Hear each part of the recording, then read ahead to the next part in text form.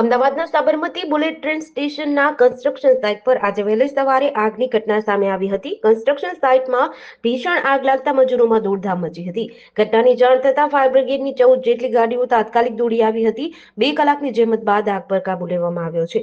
Fire બ્રિગેડને સ્થાનિક મજૂરોના જણાવ્યા અનુસાર વેલ્ડિંગ કામ ચાલતું હતું તે દરમિયાન લાકડામાં આગ લાગી હતી, જે બાદ પવન ફૂંકાવાના કારણે આગ વધુ ફેલાઈ હતી. બુલેટ ટ્રેન સ્ટેશનના કન્સ્ટ્રક્શન સાઇટ પર આગ લાગતા પ્રોજેક્ટના અધિકારીઓ પણ દોડી આવ્યા હતા.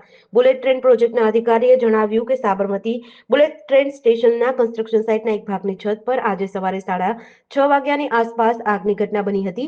કોઈ જાનહાનિ કે ઈજાના સમાચાર નથી. આગ લાગવાનું કારણ હજુ સુધી જાણી શકાયું નથી, પરંતુ પ્રાથમિક તારણ એવું છે કે કામચલાઉ શટરિંગના કામને કારણે વેલ્ડિંગમાંથી નીકળેલા સ્પાર્કના કારણે આગ લાગી હશે. ફાયર વિભાગે સક્રિયપણે આગને કાબૂમાં લીધી છે અને પરિસ્થિતિ પણ હવે કાબૂમાં છે.